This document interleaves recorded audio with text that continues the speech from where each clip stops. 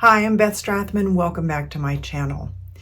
As I work in the area of personal development and personal growth, I find that there are ancient myths that actually help to understand things that we go through today in our own personal development. And so I find them helpful in explaining not only our experiences, but the processes that we might go through as we go on our own personal growth and development journey.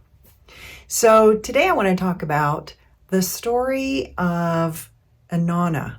This is a story out of Mesopotamia, and Inanna was seen as the goddess of heaven and earth. So this story helps to explain sort of, a lot of things that we go through, facing our shadow, and also kind of going through things where we react to things and we see beliefs and behaviors that we don't like about ourselves, and the process that we can go through to take a look at ourselves so that we figure out things that we want to change or let go of in our lives. So the story of Inanna briefly is, again, she's the queen of heaven and earth, and she has a crush on this sort of half man. He's a hero figure in Mesopotamian mythology. He's a hero figure who ultimately becomes sort of half god, half man. But anyway, she has a crush on him. She wants to have an affair with him, but he rejects her. So she, being the diva that she is, she gets mad. And she calls on her daddy, who's one of the major gods in the Mesopotamian pantheon of gods. And she wants him to send her the bull of heaven, the B-U-L-L, bull of heaven, so that she can dispatch the bull of heaven to go beat up Gilgamesh, or maybe even to kill him, because she's so mad that he rejected her. So this happens. Her father, God, does send her the bull of heaven. She sends it on to go attack Gilgamesh. But Gilgamesh and a partner of his end up killing the bull of heaven, so Gilgamesh survives. Now, interestingly, the bull of heaven is married to Inanna's sister, who is a goddess in her own right. So now Inanna finds herself, having to go to the funeral of her brother-in-law, the bull of heaven. Her sister happens to be the goddess of the underworld. So Inanna has to make a journey into the underworld to attend the ceremonial funeral. So as she does so, there are 7 gates that she is required to pass through to get to where her sister resides in the underworld. And so as she approaches each gate, she is made to give up a piece of her royal regalia. And of course, she's going to the funeral of her brother-in-law. So she is decked out in her best outfit with all of the best symbols, the most expensive and powerful symbols that she has of her authority as Queen of Heaven and Earth. So Inanna is now at the first gate. And at the first gate, she is required, and this requirement, by the way, does come from her sister, who's mad at her. So her sister is going to make her basically disrobe as she comes down through the 7 gates of the underworld. And so at the first gate, Inanna is required to remove her crown. So she's at the first gate and must take off her royal crown that connects her to her authority, her godhood, because she is a goddess. And so she's required to remove that. At the second gate, she was required to remove, and depending on the version of the myth, either her measuring rod and line or her earrings. This second gate is the gate of perception, and it represents one's ability to have insight or imagination and even a sense of magic, right? So it's at the second gate, which in a reading of the myth corresponds to your second chakra. So each of these gates is going to correspond to a chakra in the human body. At the third gate, this is the gate of communication. We're at the throat chakra now. Here she's required to take off her beautiful beaded necklace, and this, as a gate of communication, represents truthfulness and authenticity. At the fourth gate, Inanna is required to remove the beautiful breastplate that she wears over her garments. This symbolizes one's emotions and heartfelt emotions, and all the ways that we truly do not love ourselves. At the fifth gate, the gate of personal power, now we're down to the third chakra, she is required to remove her golden hip girdle, and again, depending on the version of the myth, it might be a golden bracelet around her wrists. All right, so both things sort of at that same level in the body that would correspond to the third chakra. This, at this gate, it represents having to look at the way one uses power, the way we give away our power, or the way that we exert power over other people. At the sixth gate, the gate of creativity, she's required to take off bracelets she has around her ankles, her ankle bracelets. This represents having to surrender ways that Inanna no longer truly valued herself. And finally, at the seventh gate, down to the root chakra, this is the gate of manifestation. And at this gate, Inanna is required to completely disrobe, to take off her beautiful robe that she is wearing. So now she's naked. And as she takes off her robe, that represents surrendering her life force energy. So she's completely naked. And she arrives then at the underworld, naked as a jaybird.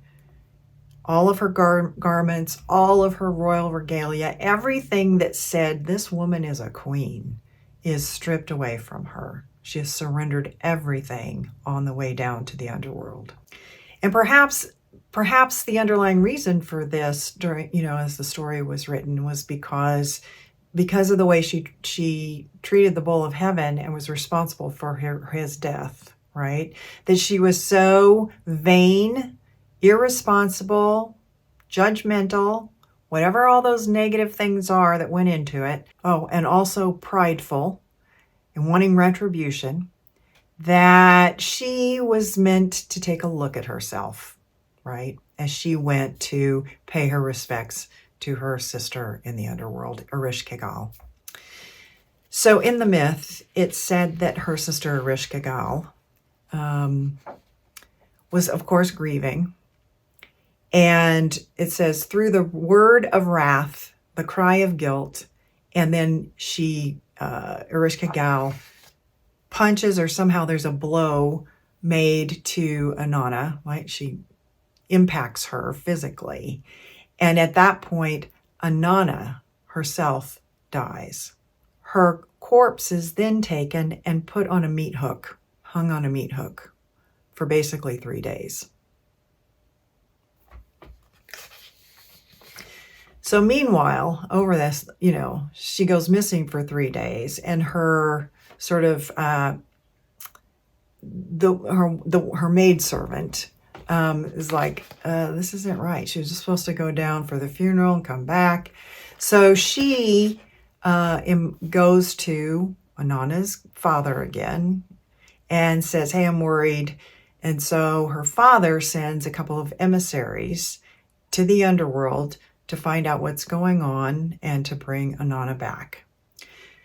So these emissaries, Inanna's father says to them, or he directs them, that they are to go to Ereshkigal, to listen to her grief, and to name it back to her, right? So really to be compassionate towards her. And so they go, they meet with Ereshkigal, they do as they were told, and this starts the healing process for Ereshkigal. This heals her depression and starts healing her grief. And in a way, it was though she felt heard, and she was really able to speak how much she was grieving, and this helped with her healing process. So being grateful for that, Erishka Gal, they ask for Inanna's body, and so Erishka Gal says, okay, I'll give you Inanna back. The emissaries revive Inanna with the food and water of life, and now she's allowed to return to the upper world, right? From the underworld back to her realm as Queen of Heaven and Earth. So she has to again go through those 7 gates, but in the reverse order that, of course, she came down them through. So as she goes through each of the 7 gates, she will collect the vestments, the regalia, and her robe and everything, going back up through these gates. So now, returning to the heavens, the heaven and earth, she has gained the experience and knowledge of pain and darkness. She's now wiser and even more humble as she reclaims her place as Queen of Heaven and Earth. So as you can see, as she went down to the underworld and back up, she had to look at herself, to really surrender on the way down aspects of herself that went to her sense of herself, her sense of authority, her sense of godliness, and then had to sort of die to who she was, and then she comes out of it and regains a better sense of herself as she goes through the 7 gates coming back up from the underworld. So she had to confront her ego and even her shadow, because in a way, Erishka Gal is like her shadow self, right? But she had to look at those things so that she could maybe let go of certain ways of her being, like vain and cruel and spoiled, or whatever you want to describe Inanna as. So this is what, to me, the descent of Inanna helps me work with people and explain to them how we're all constantly going through multiple descents into the underworld, as throughout our lives, there are points in time where we will look at certain aspects of ourselves and decide, is this who I really am? Is this who I really want to be? Is this how I want to show up in the world? And then decide what to let go of and what to, how to be, how to show up going forward. And if we do our own journeys into the underworld, so to speak, with intention, I think that is really the key. With an awareness and attention, we can really make great transformations and changes in our lives that overall move us from being really reactive in many situations to becoming more authentically ourselves over time. So what beliefs or behaviors might you have that you are ready to let go of because they get in your way? They're not helpful to you anymore. They may have been helpful to you when you were a young child and even a young adult, but at a certain point in time, they might start to get in your way. And those are the beliefs and behaviors to let go of, just like Inanna had to look at all of her 7 chakras, basically, to figure out what aspects of her to let go of and how to be different and better after letting go of things. So that's the myth of Inanna and how it applies and why it's important and how it applies to your personal growth and development. So thanks for watching, and I'll see you next time.